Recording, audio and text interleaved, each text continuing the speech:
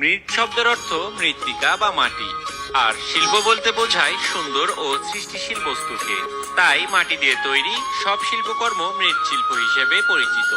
ইংরেজিতে মৃৎশিল্পকে সাধারণত পটারি বা সিরামিক আর্ট নামে অবহিত করা হয়। এই শিল্পকর্মের কারিগর যারা, সেই শিল্পীদের বলা হয় কুমার। আমাদের দেশেও এই শিল্পের ব্যবহার সেই আদিকাল থেকে। জয়পুরহাট জেলা মৃৎশিল্পের জন্য বিখ্যাত।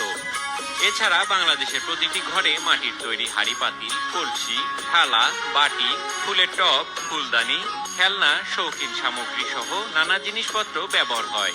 দেশের বিভিন্ন স্থান থেকে পাইকারি ব্যবসায়ীরা মাটির তৈরি জিনিসপত্র কম দামে কিনে হাটে বিক্রি করেন। মৃৎশিল্পীরা তাদের এই শৈল্পিক প্রতিভার উপর ভিত্তি করে একসময় শক্তিশালী অর্থনীতির ভিত গড়ে তোলেন। দেশের অর্থনীতি চাঙ্গা রাখতে মৃৎশিল্পের বিকল্প পথ সে সময় ছিল না।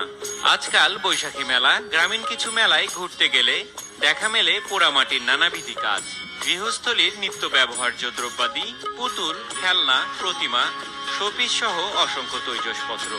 কুমারপাড়ায় মেয়েরা ব্যস্ততায় দম ফেলার সময় পেত না। কাঁচামাটির গন্ধ ভেসে আসতো চারদিক থেকে। হাটবাজারে মাটির তৈরি তৈজসপত্রের চাহিদাও ছিল অনেক।